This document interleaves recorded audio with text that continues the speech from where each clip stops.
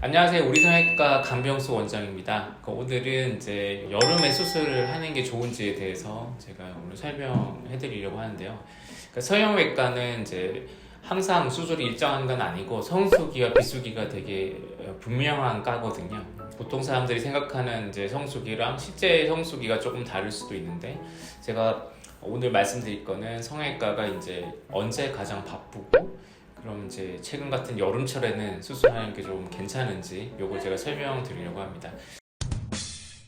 성형외과 가장 바쁜 시기는 이제 성수기라고 보통 표현하는데, 아무래도 겨울철이 되게 바빠요. 그러니까 제일 바쁜 거는 이제 12월에서 2월까지 제일 바쁘고요. 2월도 이제 설이 끝나면 조금 주는 추세긴 한데, 설 때 못 하시는 분들 있죠. 가족을 만난다 되던가 아니면 주부님들 일들이 있으니까 이제 그런 분들은 이제 설 끝나고 좀 모시는 경우가 있고, 그래서 12월에서 2월은 무조건 제일 바쁘다 이렇게 생각을 하시면 되고, 11월하고 3월도 조금 바빠요. 왜냐하면 11월은 수능이 끝나잖아요. 그래서 좀 일찍 수술하시려는 젊은 분들이 많고, 3월은 아무래도 2월에 좀 밀려 있었던 환자들이 좀 오는 경향이 있어요. 그래서 11월하고 아마 3월은 중성수기 정도 이렇게 이해를 하시면 되고, 그 다음에 12월에서 2월 정도는 아니지만 상당히 바쁜 시기가 있는데, 이제 7월 말에서 8월 초 이때가 또 되게 바빠요. 여기가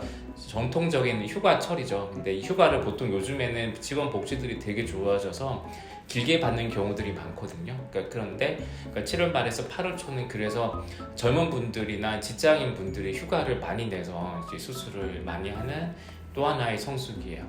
성형외과 성수기를 이제 표로 보면 12월에서 2월, 그 다음에 7월 말에서 8월 초가 되게 강한 성수기고, 그 다음에 11월하고 3월은 중성수기, 나머지 달은 좀 비수기에 가깝다 이렇게 이해하시는 게 좋습니다. 여름에요.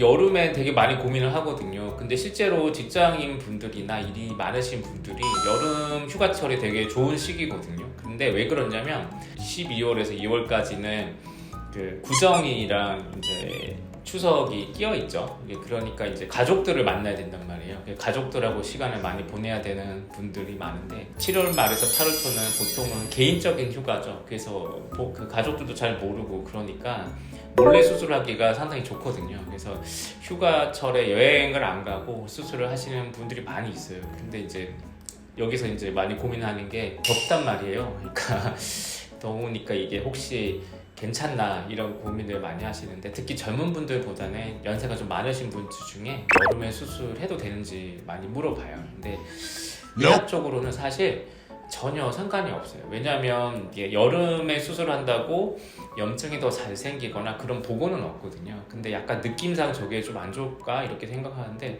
실제로 이제 수술을 하게 되면 수술하고 나서 막 사람들 만나러 다니지는 않잖아요. 그러니까 수술할 때는 당연히 병원에서 이제 에어컨이 다 나오고, 수술 끝나고 나면 이제 택시나 뭐 간혹가다 대중교통 타긴 하지만 그냥 보통은 이제 집에 가서 식밥 뽑을 때까지는 집에서 쉬죠. 근데 요즘에는 그 에어컨이 거의 다 있고, 뭐 에어컨 없다도 가만히 누워서 선풍기 켜는데 사실 그것 때문에 땀이 줄줄 흘러서 뭐 염증이 생기거나 하진 않아요. 여름이라고 특별히 염증이 올라가거나 그러진 않고, 실제로 이제 의학적으로도 여름철에 더 염증이나 문제가 많이 생긴다는 보고는 없습니다. 그래서 그 부분은 너무 걱정 안 하셔도 되고요.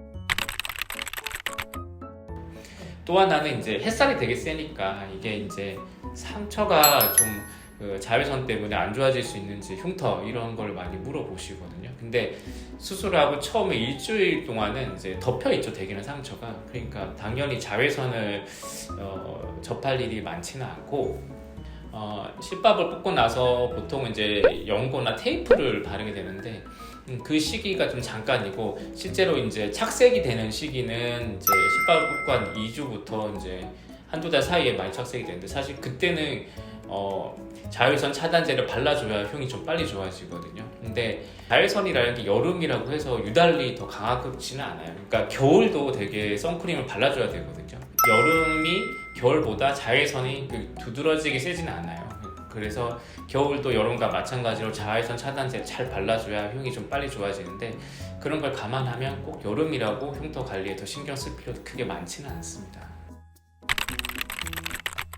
붓기는 전혀 상관없어요. 붓기는 이제 수술할 당시에 피가 좀 많이 났는지 아니면 좀 많이 붓는 체질이 있어요. 예를 들어서 이제 얼굴에 피부가 두껍거나 좀 살이 많으신 분들, 그다음에 이제 원래 뭐 수술하면 잘 붓는 또 체질들이 있거든요. 예, 그런 분들은 붓기가 많이 붓는데 그분들이 이제 겨울에 한다고 덜 붓고 여름에 한다고 더 붓고 그런 건 아니고 계절과는 붓기는 크게 상관은 없습니다. 네, 지금까지 여름철에 성형수술 좋은지 나쁜지 아니면 권할만한지에 대해서 설명드렸습니다. 지금까지 우리 생각과 강병수였습니다. 감사합니다.